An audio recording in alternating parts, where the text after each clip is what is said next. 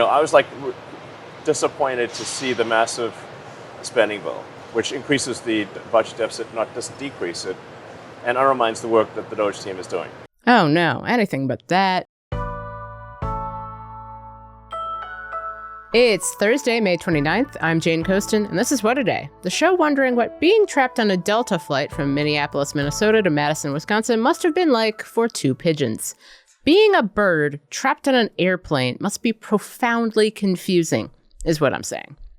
On today's show, it's Pardon-Palooza over at the White House. And Elon Musk says President Donald Trump's big, beautiful bill undermines the work he did at DOGE. Sad. But let's start out by talking about conspiracy theories and the people who believe them. I've reported on conspiracy theorists and their ideas for years. And before Kash Patel, Dan Bongino, and Robert F. Kennedy Jr. were prominent members of the Trump administration as director of the FBI, deputy director of the FBI, and secretary of Health and Human Services, respectively, they were conspiracy theorists. And now, the conspiracies they pushed are coming back to haunt them, in the sense that their fans are very upset that now that these men are in power, they're not doing more about the conspiracies they pushed to get there. Take Patel, who was on with Fox News' Bret Baier late Wednesday. He was asked for what feels like the millionth time to explain why he believes financier and sex offender Jeffrey Epstein died by suicide, despite for years raising questions about the case, and why government officials weren't releasing what he called the Epstein files. Patel seemed annoyed about the whole thing. But there is a lot of conspiracy theories out there. There are. The Epstein thing, you dealt with Maria, you said, as far as you know, he killed himself. I'm telling you, he killed himself. He's telling you! Bongino is facing the same problem. Before he became Patel's deputy at the FBI, he used his podcast to repeatedly push conspiracies around Epstein's death. Now he also says the disgraced financier's death is cut and dry, and his supporters are apoplectic. And then there's Kennedy. You probably know about his long history of conspiracy theories around vaccines and autism. But maybe you didn't know about the time in 2023 he said COVID-19 was, quote, ethnically targeted to sicken black people, but avoid Ashkenazi Jewish people. COVID-19 is targeted to attack Caucasians and black people. The people who are most immune are Ashkenazi Jews and Chinese. But now that Kennedy's got the top healthcare job in the United States government, it's not enough that he's rolling back COVID vaccine recommendations and investigating what he called the, quote, environmental toxins that he believes cause autism. His longtime anti-vax supporters want more. Take Del Bigtree, who served as RFK Jr.'s communications director during his 2024 presidential run and is a huge anti-vaccine skeptic himself. He announced this month he's stepping down as head of Maha Action, a nonprofit that supports Kennedy's Make America Healthy Again agenda. And while Bigtree didn't outwardly criticize Kennedy, here's what he said on his podcast about the decision. I need to be able to sue the government, even if it's Robert Kennedy Jr. That's just how we're wired. And I recognize that Robert Kennedy Jr. and the team around him, they're in government. They are in the swamp, and they have to play chess, as we've said, the 5D chess and all of it. But I am not a chess player. I am a truth teller. Sure. But seriously, what happens when the most conspiracy-minded people in America get what they've always wanted? It turns out they're still furious, but now they're furious at the very people they used to support, like Kash Patel, Dan Bongino, and RFK Jr. Now what? So to talk about that tension, I spoke with Will Sommer. He's a senior writer at the Bulwark, and he writes the False Flag newsletter about the online community that now plays a key role running the U.S. government. Will, welcome to What a Day. Hey, thanks for having me. So, Will, you recently wrote about how Make America Healthy Again acolytes are furious at Health and Human Services Secretary Robert F. Kennedy Jr. Why? Sure. So there's this divide within the Maha world, and it sort of breaks down on the kind of old school RFK fans who really kind of made him in politics, the anti-vaccine people, and these sort of more, less politically radioactive people who say, why don't we just clean up the food supply, have people eat more organic food, stuff like that. And the former group sees the food people as sort of a distraction, like they're on a wild goose chase. And they're concerned that RFK is focusing too much on things like getting artificial dyes out of potato chips. But Kennedy is doing a lot of what the anti-vaxxers want. Just this week, he severely rolled back recommendations for COVID vaccines. He's pushing new testing requirements on future vaccines. He's only had the job for a few months. What were they expecting? It's interesting. I mean, they're very demanding. I think it's fair to say. I mean, it is truly bizarre. I mean, these situations where he has to sort of through gritted teeth give a kind of half-hearted endorsement of vaccines. In the case of there was a Texas measles outbreak after the second child there died, and he said, well, okay, the measles vaccine does stop the spread of measles, and maybe people should consider getting it. And that infuriated his fans. And so this is kind of the upside down world that they're operating in.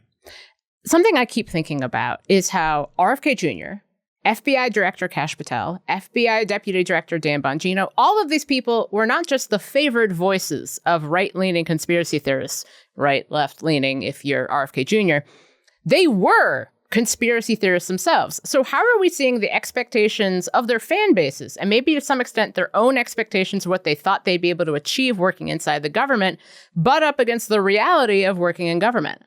Yeah, I mean, it's always interesting when you have these people who live in or sort of urge their fans to live in a sort of fantasy world whenever they run into reality. And, we can look at right-wing media with Fox claiming the election was stolen up until the Dominion settlement, or in this case with these guys saying all this stuff about, the deep state bureaucrats running the government or vaccines or what have you.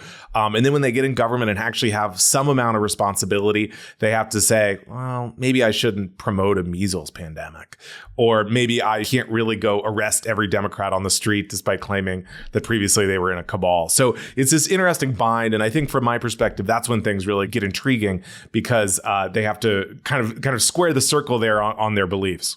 I think a great example is the case of Jeffrey Epstein, because I think his case is particularly telling. You have about 5 years of right-wing pundits telling their audiences that something big is coming that will prove the financier and sex offender was murdered, and also obviously put all of their enemies in prison. And now the FBI, led by Kash Patel and Dan Bongino, the latter of which had multiple podcast episodes about how this went all the way up to the top, who did this, so much conspiracy, and now they're all like, Epstein died by suicide, there's nothing more to it. What does that turnaround tell you, and what have you been seeing from their audiences reflecting on that? It's funny. You would think that from the audience's perspective, I mean, who could you trust to tell you the truth about Jeffrey Epstein? Well, Kash Patel and Dan Bongino. But when these guys come out and say, and I'm going to assume what they're saying is the truth since they would know, when they come out and say, in Bongino's case, sort of through gritted teeth, he's very disappointed to deliver this news.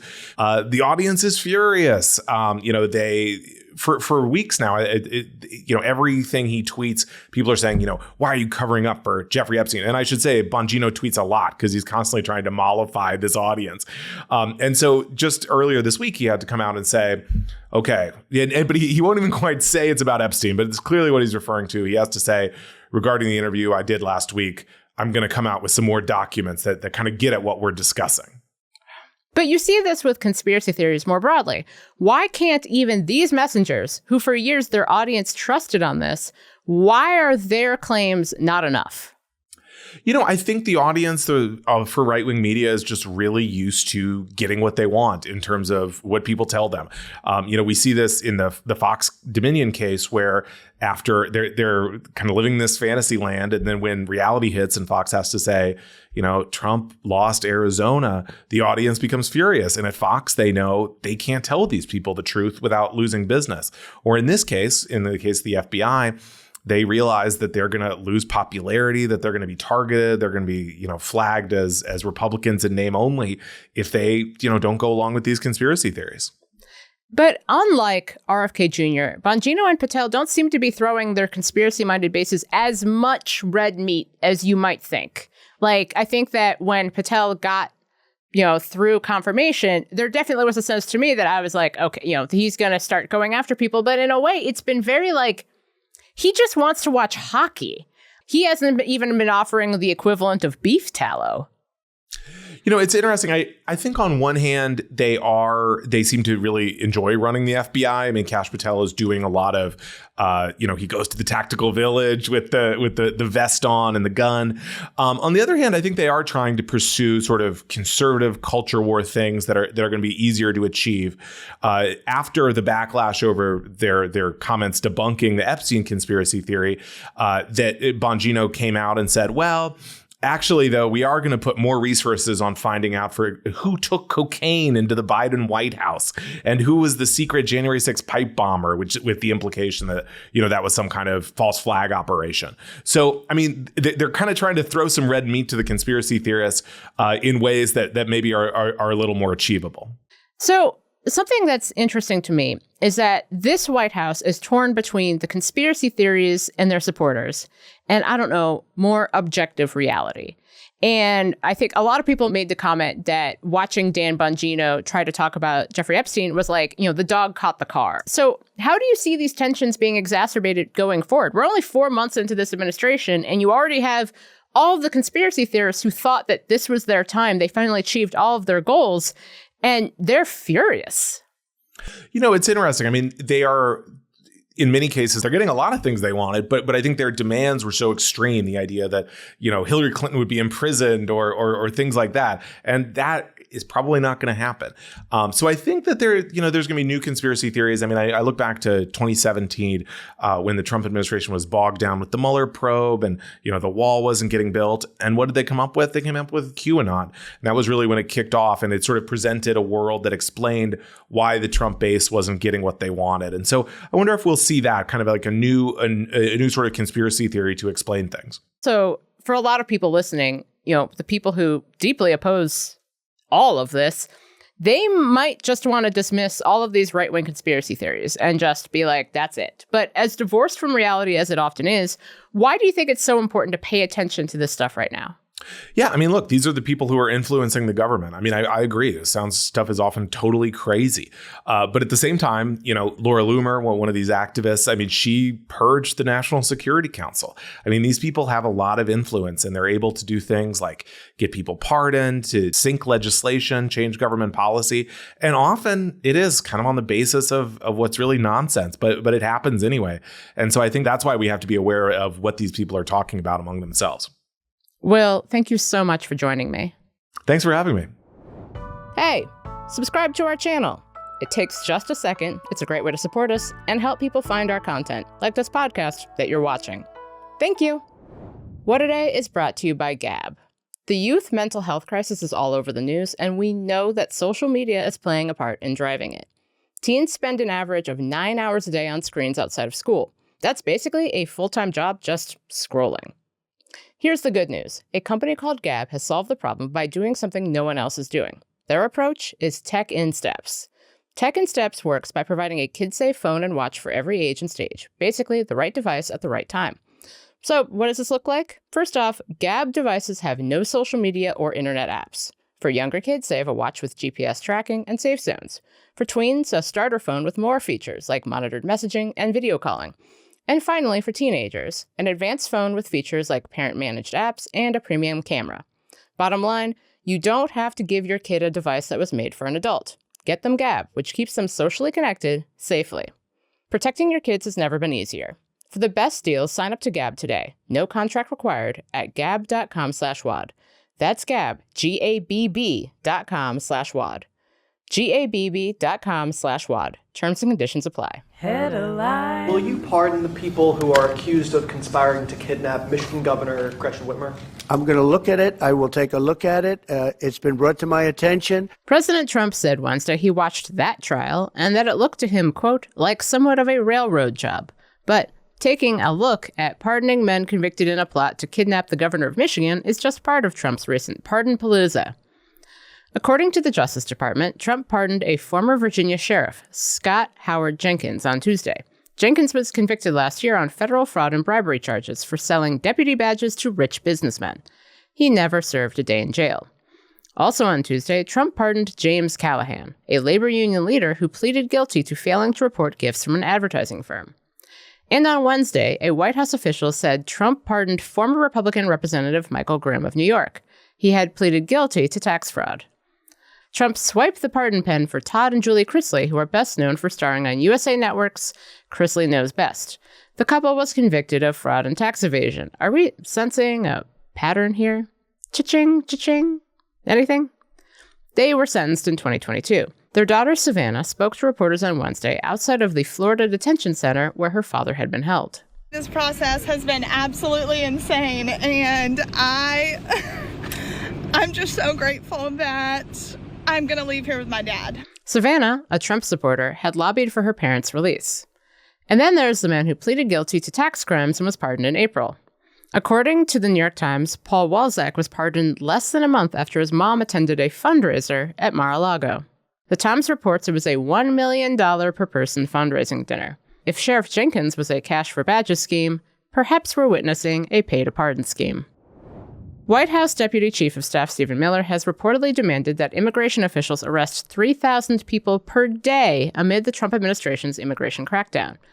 Axios says that's triple the amount of daily arrests made by ICE during the first weeks of Trump's presidency. According to an exclusive report from the outlet on Wednesday, Miller pushed the new aggressive quota last week during a tense meeting at Immigration and Customs Enforcement headquarters in D.C. The outlet said he, quote, yelled at senior officials over their arrest and deportation numbers. Honestly, I'd be more surprised if he didn't yell. Yelling is kind of his whole thing. Secretary of Homeland Security Kristi Noem was also at the meeting. She echoed Miller's push for more arrests. According to data from earlier this month, ICE has nearly 49,000 people in its custody. That's way more people than the agency can afford to accommodate with its current budget. Sources told Axios this wasn't the first time Miller has lost his cool with ICE leaders. Some said they left last week's meeting worried they could lose their jobs if they don't meet their new quota. Again, shocking. You know, I was disappointed to see the massive spending bill, frankly, which increases the budget deficit, not just decrease it, and undermines the work that the DOGE team is doing. Oh no, anything but that. Elon Musk criticized President Trump's big, beautiful bill in a clip from an upcoming interview with CBS Sunday Morning that was released on Tuesday. I think a bill can be big or it can be beautiful, but I don't know if it can be both. Trump, who's been advocating for the bill, was asked for his reaction to Musk's criticism while speaking to reporters in the Oval Office Wednesday. We will be negotiating that bill, and I'm not happy about certain aspects of it, but I'm thrilled by other aspects of it. That's the way they go. It's very big. It's the big, beautiful bill, but the beautiful is because of all of the things we have. Inspiring. According to the Congressional Budget Office, the tax provisions of the package would increase the deficit by nearly $4 trillion over a decade. Republicans pushed the bill through the House last week. It's now in the Senate. The Kremlin has proposed that Russian and Ukrainian officials meet next week for another round of direct peace talks.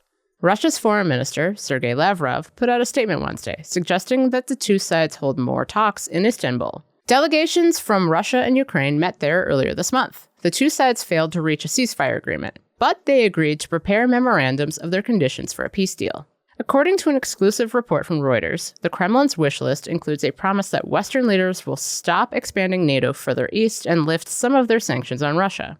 Ukrainian President Volodymyr Zelensky told reporters Tuesday that Russia has assembled more than 50,000 troops near the northeastern Ukrainian region of Sumy. He claimed that the Kremlin is preparing an offensive in the area to create a buffer zone. And that's the news. That's all for today. If you like the show, make sure you subscribe, leave a review, think kind thoughts for Ohio Republicans who might be forced to choose between former Ohio State football coach Jim Tressel and former DOGE guy and MAGA enthusiast Vivek Ramaswamy for governor. The clock's run out, time's up, over, plow, snap back to reality, up there goes gravity. And tell your friends to listen. And if you're into reading, a not just about how literally the only force on earth that could make me vote for an Ohio State football coach is Vivek Ramaswamy, like, the only one. Like me, What A Day is also a nightly newsletter. Check it out and subscribe at crooked.com/subscribe. I'm Jane Coaston, and Sherrod Brown, are you busy or anything?